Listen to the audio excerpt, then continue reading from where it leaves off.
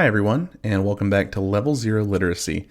This week we're going to be covering one of Sam's favorite games, Before Your Eyes. The episode will contain discussion of subjects that include aging, death, loss of memory, as well as a brief discussion of some unfortunate circumstances surrounding animals, so please use your best judgment before proceeding. I'd like to personally thank everyone who's reached out since the premiere for all the feedback. We appreciate every single one of you. Enjoy!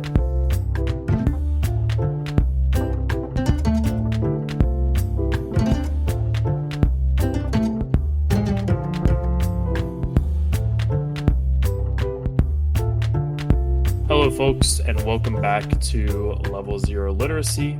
I'm Samuel, joined by my usual co-hosts Buck and Mason. Hello. Hello. This week we are talking about a game that won a BAFTA award for Games Beyond Entertainment, Before Your Eyes. Before Your Eyes is an immersive game that uses blinking as its main form of control and was developed by Goodbye World Games. It was written and co-directed by Graham Parks and composed and co-directed by Oliver Lewin. BYE, is a game that started with the concept of giving players the ability to control a game by blinking, which was followed by the idea of showing the players the passage of time. While there aren't really any direct inspirations for this game according to developers, they were looking to work in the space of making games more accessible. You play as Benny, a soul who is picked up by a ferryman who sees something unique about the soul. The ferryman asks Benny to retell his life so that he might be presented to the gatekeeper and allowed into the next part of whatever this afterlife is, while the ferryman can also be awarded. Personally, I would say the only big theme of this game is mortality, but I would love to hear what your guys' thoughts are on that. Mortality is obviously the main theme, but like there's shades of other things that get touched on a lot, like regret, living, like looking back on a life lived, thinking about what it could be. Love is a lot in there. Relationships with family comes up quite a bit. I don't know. I don't think mortality is the only thing. It's obviously the main thing. I guess what I mean by that is like I think that conceptually is you are viewing these things through the scope of mortality. Looking back on your life is something that we are viewing through in the scope of mortality and like the relationships you have in your life. A life in review, so to speak. Yeah, kind of reflecting on the choices you make and the passions you pursue and your relationships in the lens of mortality. Yeah, I think I agree with that. And that's not to say that those other themes aren't relevant, but it's more of a matter of how the developers chose to present those themes within the bounds of the game that they created. Yeah, absolutely. I mean, it's framed in the afterlife, right? Or that's the setting that the game takes place in. Obviously, like, mortality is the lens through which regret and family and love is explored. I guess I'd say. Let's get the elephant in the room out of the way.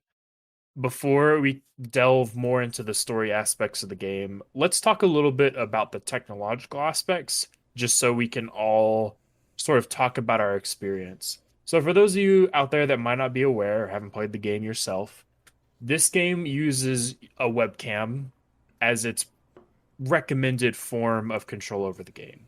And essentially, your webcam is calibrated so that it can detect the blinking of your eyes, and then you use your mouse to sort of guide where you're looking in whatever scene that you happen to be in. Now, obviously, technology is not perfect, and results on that may vary based off of how good your webcam is, the structure and layout of your face, whether or not you wear glasses. For me, personally, I did not have any technical issues with this game, but I know that both of you did. If you want to sort of describe your experiences. They have a glasses mode, which I'm sure works for people who don't have tiny eyes. I hope it does. And my other issue is that it worked pretty well when I took my glasses off, but I cannot see without my glasses. The way I engaged with like 70% of this game was I looked at my computer screen through a phone screen while I controlled the mouse with my hand and did the blinking and engagement with the mechanics there.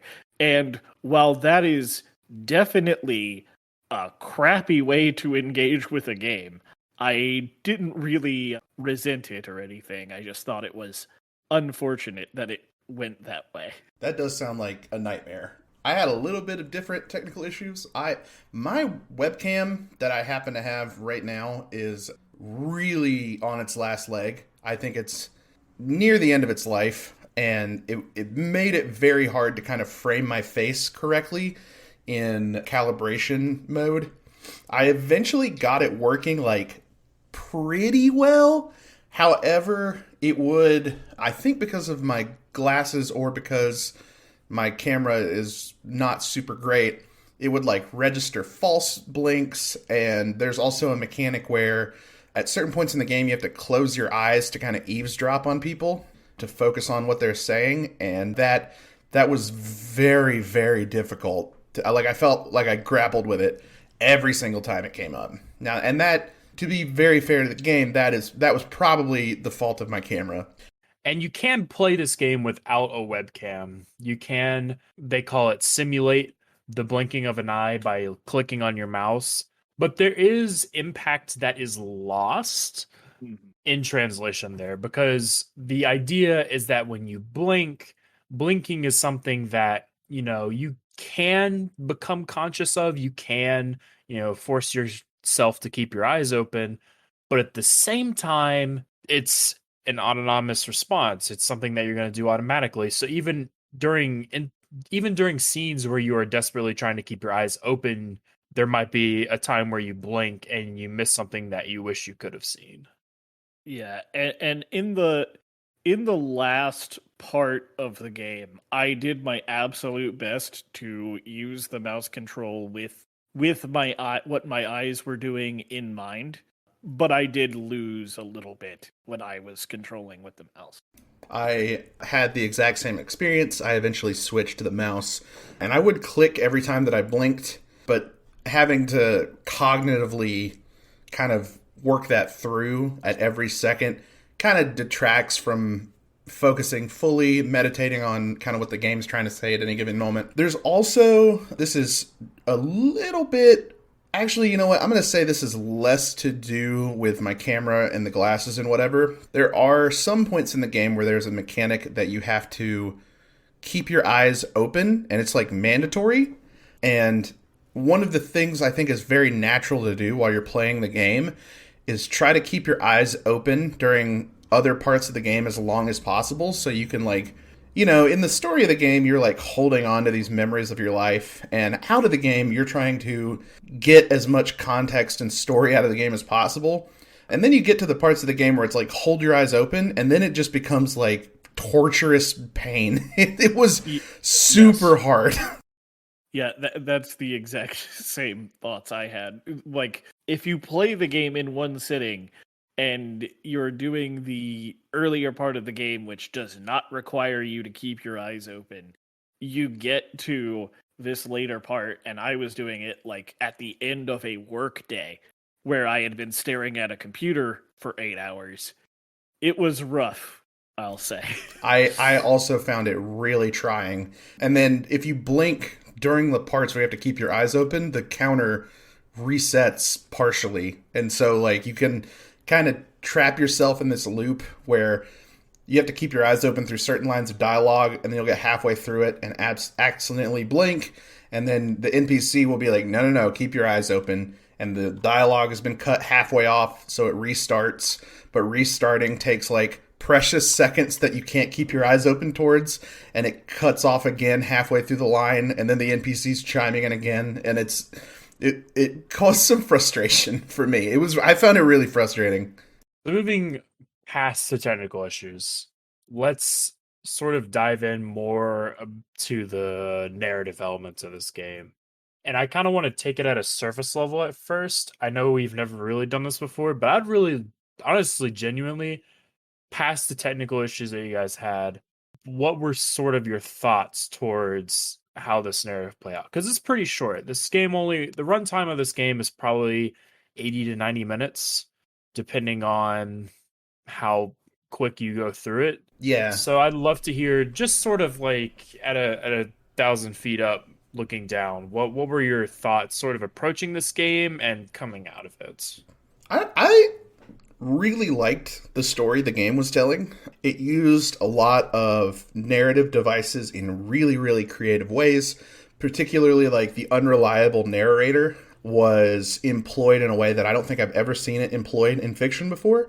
Not that I'm like the biggest reader or whatever, but I thought it was super, super creative. I thought the characters were very charming. I thought every moment was like something I was trying to hang on to. I was speaking earlier about how you try to hold your eyes open. It's because I wanted as much time in this world with these characters as possible. The narrative, I think, is really, really strong. Yeah. Like, I really appreciate, there's not a lot of characters here just because of how short it is.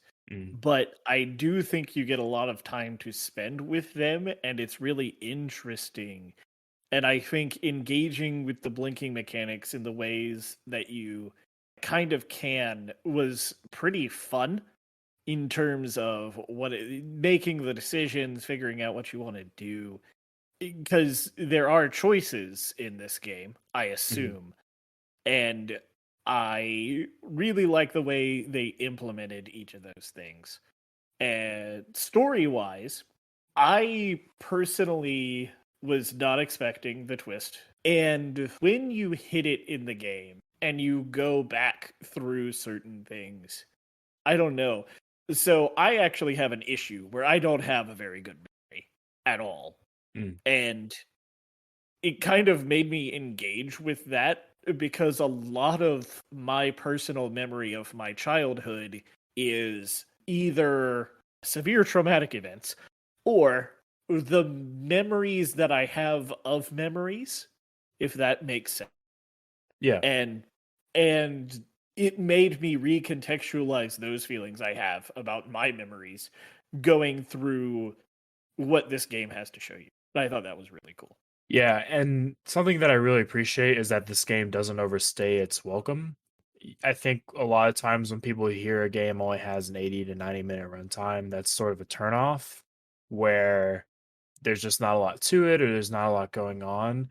But I feel like they perfectly packaged everything you need.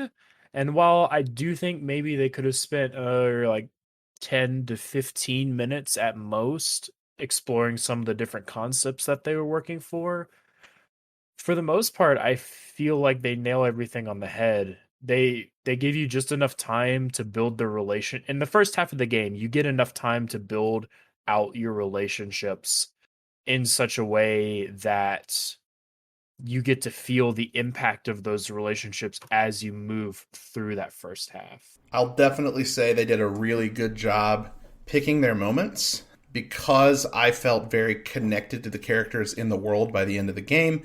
And also, I feel like if I had to play even a 3 to 4 hour game with this blinking mechanic, I think it would kind of wear itself out. They nailed the pacing, I think. I'll also, this is like a pretty minor criticism, but sometimes the blinking to move forward in time mechanic can happen in the middle of dialogue.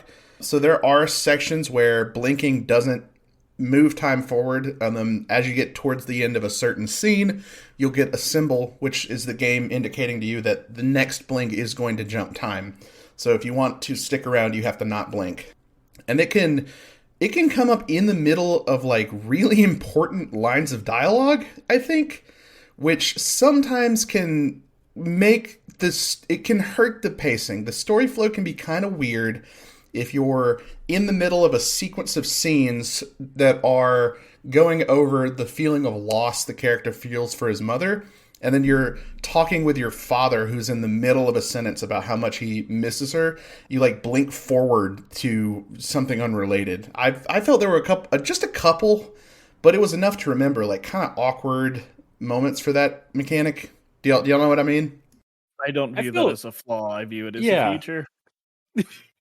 I know exactly what you mean, and I mean, as I just said, I have bad memory. So it's like, it's how I experience my memories. And so it's like, and I think part of it is, if the point is mortality and life is fleeting, like sometimes you don't live in the most important moments of your life enough, and you don't know how important they were until they're gone, right? And I mean, I think maybe this is a more literal interpretation. I think Sam, No, you had expressed a similar sentiment to me when I brought this up to you. Yeah, so for me, I think the idea of the game is it leaves you in the scenes that are important long enough such that the passage of time can't happen until you've experienced everything you need to experience, is how I would put it. There is dialogue, there are things that are said that if you give yourself the ability to live within them, give you a different perspective, a different impact. But that's not the point. That's not how life is. Sometimes you miss, sometimes in life you do miss the things, as Buck said, you miss the things that are important. Sometimes you do miss out on the things that you thought, or you get a different perspective on things when you're looking back at something because maybe you remember something that you weren't thinking of before. And as a result of that, now the way you reflect on that memory has changed. And I think that the idea is they sort of give you tastes of this, where after the turn, you have to relive some of the scenes that your character skips over earlier in the game, where the scene with the phone call where your mom realizes that her dad is going to die, and the scene where you experience mortality for the first time as you look out in the yard and see that wolves have eaten the kittens that your cat gave birth to. That the idea of this is, you know, things are hard to remember, and sometimes we want to forget things, and sometimes we forget things that we wish we could remember. But whatever we get is the context that we are going to move forward with in our lives, and that's how the things will continue to impact us. I mean, I understand the point of the game. I understand it's about fleeting memories. However, they've put in these compelling characters. They've put in these scenes and these characters that I'm trying to insert myself into, I'm trying to relate to. And I think that the moving forward in time comes a little too early in the scenes for me to be able to fully kind of meditate and step in on and put myself into what's happening. I don't, I understand that it's about the fact that looking back on things at the end of your life, you might have lost some moments. But in this instance, in the game that's trying to tell a story, we have the benefit of being able to construct something narratively in a way that doesn't happen in real life. And I want to, or I think I would have enjoyed it better if I got to fully, how do I want to say this? I think I would have enjoyed it better if I got to experience it in just a little bit more of a contiguous way narratively. There were still a lot of moments that I was trying to hold on to. I was trying to not blink because I didn't want to move to the next part. And I think that kind of feeling it does really well, where there's little interactable parts in every scene that make you want to hold on. And I think there's enough parts of the game where moving forward can happen at times where it seems like you miss something about to happen, that I don't think you have to do it when someone is talking directly to you about things that are very narratively important. And I think it's kind of a personal thing for me. I think it's just sort of something that would have made me connect better. I don't think it's a criticism I want to hold over the game as a whole. I just think for me personally, I would have found a better experience had I, at least during like basic dialogue moments not been able to shoot forward. I also, and again, this is not to necessarily put down your thoughts. I do feel like you might be overemphasizing the importance of the dialogue.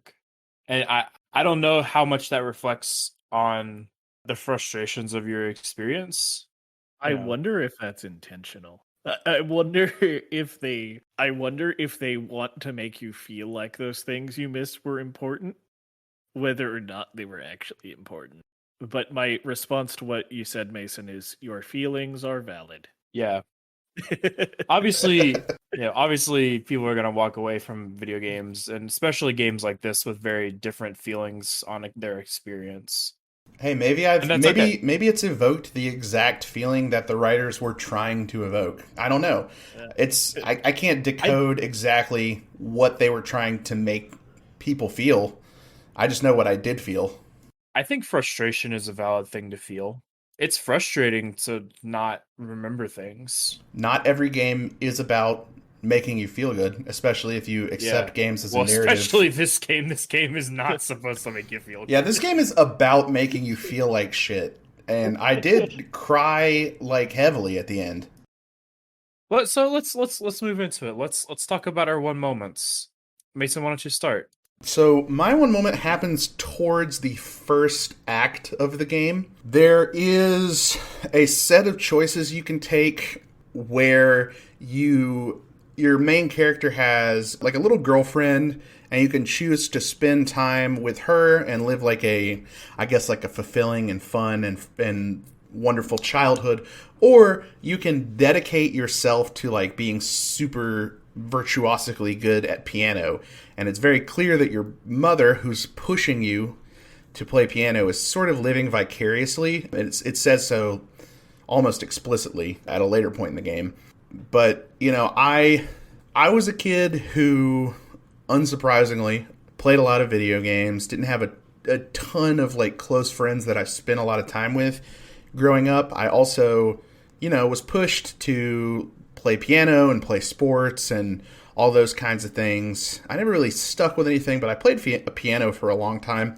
I found it very easy to relate to the character, and I think it really, really drove home the message the game was trying to communicate, that I related so deeply to the main character of the game in that moment.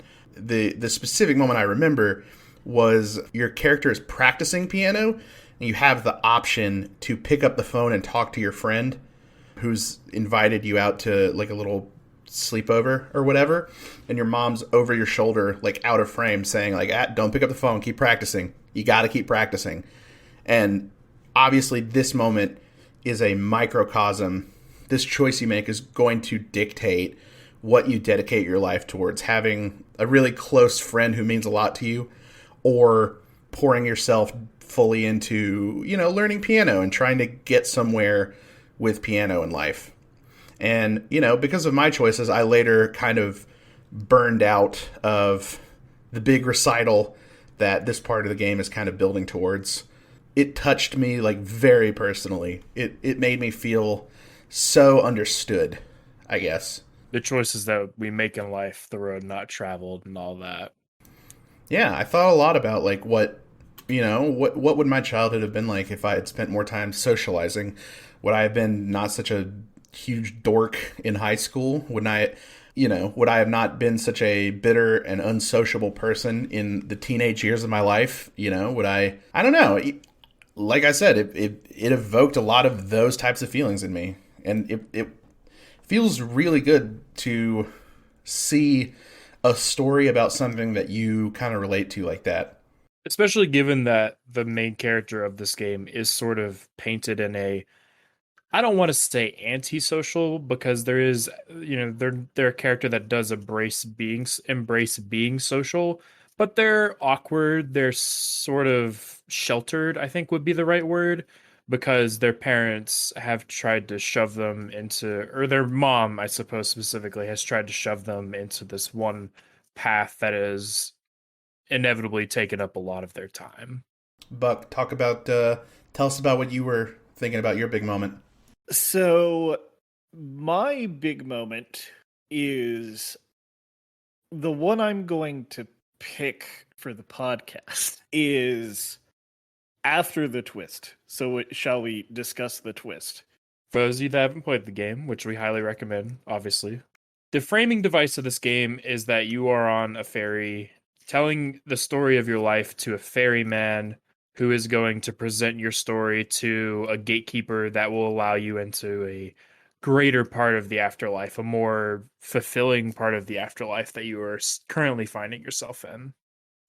About halfway through the game, after you have regaled the ferryman with this great life that you have led, it is revealed that you have been lying and that there is something that you have not been telling the ferryman. And what you find out is that you actually died as a child after one of the scenes that you saw during the first half of the game where you are in a doctor's office. And in the first telling of the story, you play it off as that you recovered and were able to live a long, fulfilling life as a result. And that is what got you started down a different path. But really, the truth is that you never recovered. And that was ultimately the thing that did you in. Yeah. So my moment, which is actually kind of like, it's technically a bunch of moments, but I don't think I've ever seen being terminally ill presented in such an interesting way. No idea what it's like to be terminally ill yet, but Hopefully, never. hopefully. Very ominous use of the word yet there, Buck. Thanks for that. But as you are very late in the game, as you are living through the later moments of your child life, you have this giant red fuzz just taking over your senses, your vision, your hearing, and they give you a button to press to try to suppress the pain of the giant red buzz. And as I was, quote unquote, living through these moments and trying to get rid of the pain and just trying to actually, answer the phone or talk to my mom or, anything like that. And the pain just being there and it being so much of what you are and just in the way, in the worst possible way. Like, I think that that is what emotionally affected me the most out of any, particular part of this game. I wasn't so surprised to find out that the kid had been lying because the ferryman very strongly, accuses you of it while you try to go through and he, tries to sniff it out. But just the pseudo feeling of living through that kind of pain, it just I don't know, that is the thing that has stuck with me since I played. It's just how disruptive it was. I think there's a lot of very nice minor touches during those phases of the game that really drive it home as well. During all those parts of the game, every time you wake up, you have like a meal in front of you, and you're towards the end of the character's life. They're like struggling to eat like one bite of a sandwich, and they can't like bring themselves to press the button anymore, and they're like they can't like drink their juice.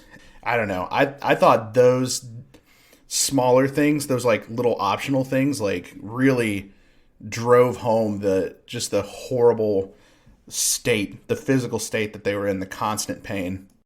I was panicking. I was like, no, I have to eat. I have to take my medicine. Like, Yeah. Oh. Yeah, it's really devastating how well it's portrayed. I know there's a game that people talk about a lot called That Dragon Cancer, which I've never played personally, but want to at some point. And I feel like in Before Your Eyes, I got almost a microdose of what I would expect to get in that Dragon Cancer. And it's like they really tug at the heartstrings during those scenes when you're writing your character, like he gets a gift of a typewriter and they start writing out the fake life story that they'll eventually tell to the ferryman on their first go around. And you have to hear your parents like fighting in the hallway, and you know they're fighting over you because you're causing like not you, but your terminal illness is causing like horrendous strain on their relationship.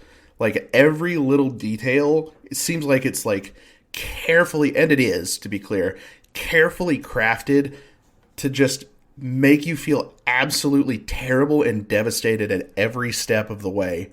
And what I particularly love is a lot of the choices that you make in this game sort of start small and end up becoming a bigger deal than you thought they were. Where, as Mason was talking about earlier, going and spending out one night on a beach, it causes you to mess up your music audition, which completely sort of resets your life trajectory. In that same way, during the turn where you are sort of moving from the first act of the game into the second act of the game, the ferryman is asking you how you would describe different aspects of your life.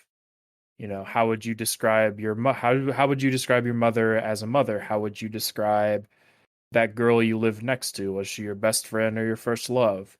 Things like that. And they trick you, and it's so smart because you answer honestly based off of how you feel. And I think most people would answer that their mother was demanding because through the lens of what you see in that first act of the game, that's how she comes off a lot of the time. There is a level of caring and understanding, but it's a lot of demands. There's a lot of work that goes into it. And then it turns out that the things that you were telling the boatman, the ferryman, are the things that you wrote on your story in the typewriter. And if you say that your mom was demanding, it devastates her Yeah, it's because she brutal. reads your story and she sees that. And it's something that you never would have if you knew she was going to read it, obviously you wouldn't have written that, right? Mm-hmm. But they trick you into saying the truth. And I think it's so smart. I love it. And then when your mother realizes what you wrote, she's having to hear that she was a bad mother at times from her dying son. Yeah. Jesus. So let me talk about my one moment because I'm sure there's more stuff we want to sort of cover. This is something that I picked up on because I watched Mason's playthrough. I played this game back in 2021. Might have played it on New Year's Eve 2020. So it's been a long time since I played it myself. So to refresh myself, I watched Mason's playthrough. Watching Mason's playthrough, there is one scene that really stuck out to me where the writers laid out the seeds of the fact that you were lying in the first act. And it's the scene where you are at your mother's funeral. And the first time I played through this game, I cried throughout the mother's funeral. So I didn't pick up on this. I didn't really have the emotional ability to. But watching Mason, when your character steps onto the stage to say some words about their mother, they don't say anything. And when you're just playing through it the first time, I think the reaction is sort of, oh, I froze up. I didn't know what to say. I was experiencing so much grief and emotion at that time that I couldn't process anything worth speaking, or I couldn't process the idea of words, right? But the truth is your character never experienced that. and so they didn't know what to say because they've never processed the concept of their mother dying. They never processed the idea of what they would say at their mother's funeral. It almost feels like during that scene when your dad is saying like, "What are you doing, son? Say something. Say anything." It almost feels like it's the ferryman trying to interrogate you on this moment and you coming up short. You know what I mean? Yeah. Mm-hmm. And there's something so much more powerful about that moment on rewatch because I love games that respect themselves enough to know where they're going and to respect their players who might be doing multiple playthroughs of their game. That's a moment where I think 90-95% of people would not pick up through on their first playthrough, but on second playthrough or watching someone else play after you've done it yourself, you will pick up on. And I think that's just, it makes the moment all that much more devastating because you know what's coming and you know the reason why you can't find the word, your character can't find the words. Yeah, it's huge. I mean, like that, and that whole part of the game is hugely affecting, or was to me. And then to like learn that it was all a lie was at first like a little bit relieving. And then you get hit like, actually, no, it's way worse. It's so much Yeah. more sad and terrible than that. The other thing that might have been my moment is, and I don't know exactly how this part of the game works. I don't know if I missed something or what, but it sounds like we all ended up on the art path. Yes. So I don't know what like the dedicating yourself to the music path looks like, but on the art path where you can kind of have a positive relationship with your mom, and then there's this point where she ends up calling you and she's talking about something negative. I think it's her getting sick and like she knows she's going to die. And the fact that I couldn't get my character to pick up the phone there, because I tried. I like looked at the phone. I was like, "Can I pick it up?" Because Wait, she says you couldn't pick up the phone? no. Like the Wow. option to do it was not there. I was able to. I wonder where our playthroughs differed. I had that exact thing. You're talking about the scene where she opens with like, "Hey, it's me. Don't worry about picking up the phone." Yes, yes. I could. I picked up the phone and talked to her. I could not. I'm super surprised. I huh. So did you choose not to? No, I picked up and spoke to her, and then she kind of like nagged me a little for picking up. She's like, "Oh, I was just gonna leave a message, just like I'm like a little sick or whatever, but I'll get better. I didn't want you to worry. I just wanted to let you know." It was like that kind of. Those aren't her exact words, but it was that kind of thing. Oh man, I don't know what I did. I mean, I will say I had it. I ended up with a fairly negative relationship with my mother. I kind of wanted to rebel and revolt. You know, I wasn't not gonna go hang out with the girl. I definitely had a more positive relationship with my mom in the game than that because I practiced piano very ardently, and then like anytime I went to go hang out with is Chloe's her name, right? Yeah. Anytime I went to go hang out with Chloe, it was like sneaking out. So like she would call me in the middle of the night, and I would go sneak out. I didn't actually pick up her calls during like piano practice or anything. I ended up going to the recital and screwing it up, and then mom ended up being like pretty sympathetic towards me. She was like, "Oh, I guess I pushed too hard. Like I can't believe this. Well, we're gonna get you on track. Like I understand." You know, she was like very like nurturing when I screwed up the recital. Yeah, I don't know. But anyway, it was so devastating to like not be able to pick up the phone, and then I think the next scene after that is she's dead. And I'm like, oh god, you know, I was That actually, yeah, that makes a lot of sense because like one of the last things my dad said at the funeral was like, "At least you got to speak to her one last time." I was like, oh, Yeah. Jesus Christ. Yeah. Mhm. Something And- else that's really crazy is how big the time skip is in between when you're sick, when your character is sick, and just going to art school. Yeah. Because you're 11 or 12, or 13, maybe even 13 when you're sick. So you skip literally 5 years of your life. And maybe it's just because you didn't consider, or you didn't, your I character didn't have a good explanation of what would happen during those Yeah, years. I was about to probably part say of the. your character can't conceptualize what art school is, but they can conceptualize what being a famous artist is. I also think you end up as an artist regardless, because the reason why you end up as an artist is because when you get sick, you rediscover your passion for drawing. I I want to talk about the ending, unless you guys want to talk about the moments, like I call them the come to mortality moments with the kittens and the wolves, and the your mom's phone call. I don't feel like there's a lot to talk about with those. I feel like they're generally pretty self-explanatory, but I definitely want to talk about the ending. Yeah, I don't actually have much to.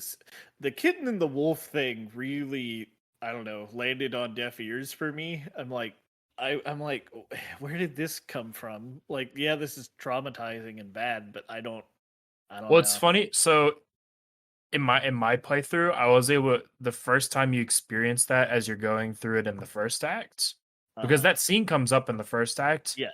but your memory blacks out the other side of the door, so you can't see it. If you keep your eyes open long enough during that scene the first time it comes up, you can hear it. Oh. See You can Okay. that hear that you I did not know. Yeah. you hear. So it was funny because Mason, during your playthrough, you were like, "What the fuck is? I don't know what this is," and you just like brushed past it. And I was like, "That's the scene where the wolves are eating the kittens," and you could, you just and it's so much more. Just the impact becomes greater because when you see it the first time, you just hear like the mashing of teeth and Yeah. bone and stuff, and then that increases your impact later, where like the first time you can like kind of brush it off, it's like, that could probably be anything, it's probably something disturbing, and then you see it and you're like, ah, fuck me. But I mean, the mother's phone call hit a lot more for me than the wolves eating the kittens, because the mother's phone call, you got like several contextualizing elements where it was like, oh, your mom kind of resents her dad, and he gave her like the piano, and you like played the piano when you were a kid, and the cat is like, I love the cat, but the kittens were just like, you click a button and then the kittens appear, and there's no. It's like, I'm not attached to these like kittens. yeah. I don't. Maybe I'm heartless. Maybe that's weird, but like the kittens didn't. I just thought it was like strange to me.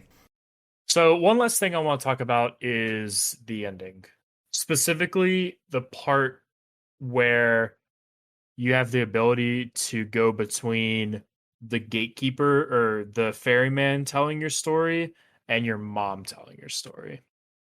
Because I think that was the moment that had the most emotional impact on me. Because the emotional core of this game is so strong just on its own. But there's something about that moment where you keep blinking. And I know, Mason, you didn't get to fully experience this, unfortunately, but I did click the where you, mouse every time I blinked, so yeah, I where was switching very rapidly. Yeah, so blinking takes you just back and forth where it's like this, your mom and the ferryman are telling the same story about your life and what your life meant. Even though you died young, you were still loved, and you were able to make people around you feel joy. And there was just something about, and it's so hard for me to explain fully. It's so hard for me to put it to words, but there's something so powerful about that moment where I don't know where I started crying at the end of this game. I want to say it was somewhere around that point, but I had cried literally from that moment through the end of the credits, and then I just had to like sit with myself for 20 minutes just contemplating what I had just seen. Yeah, it was brutal, emotionally brutal. After I finished, I think I said, Jesus Christ, and then I had to step like into the bathroom to pull myself together after like Sam was just like alone on the call for like 10 minutes while I went and like sorted myself out. It is viciously hard to get through, but so captivating and so meaningful in a lot of ways. It's this idea that even a life cut short, even a life that didn't reach the aspirations, someone is going to remember you and tell stories of you after you pass is like, wow, absolutely gut wrenching and captivating all at once to me. And I love the moment where you blink for the first time and you're looking at the gatekeeper and you blink and it's your cat sitting on your next to your bed. I've gotta say, as someone who is planning on having a child soon, that part was so incredibly rough for me because, it made me think, what if I have to do this? I want to have a kid. What is going to happen if I have to deal with something like this? Yeah. Because it's actually not very often in fiction that children die.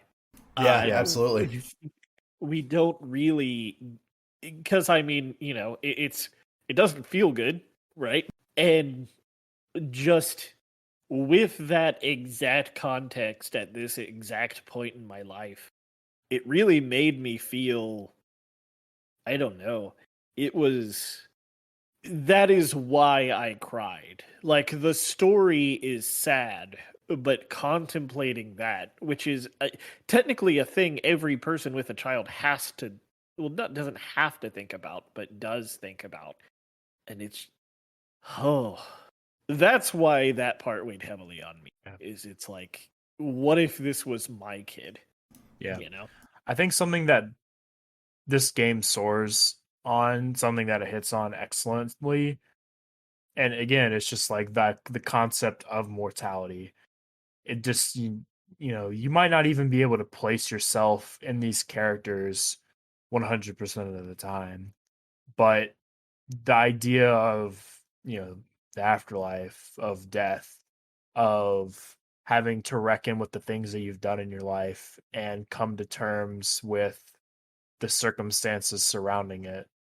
What does it mean to be able to do that? And I think they just it's not perfect, but they really elicit that feeling perfectly, I feel like. I think that the ending is one of the strongest characterizing moments for the main character in the entire game. I don't even so you would think that the ending wouldn't hit so hard for me because unlike Buck, I don't want to have kids. I'm not planning on it. But in that moment, I could only think like at the end of my life, who's going to be there with me? I thought about leaving behind my fiance or my parents.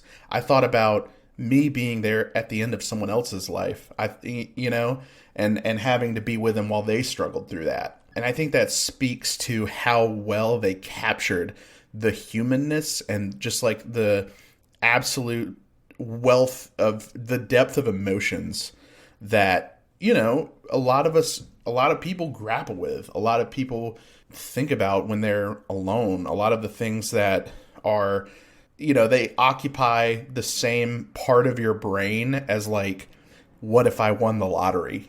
Things that seem distant and far off, like bringing them to the forefront and like making you look at them and think to yourself, like, this is going to happen someday. It's unavoidable. It's a part of life. What's it going to be like for you? It's hugely powerful, or at least it was to me.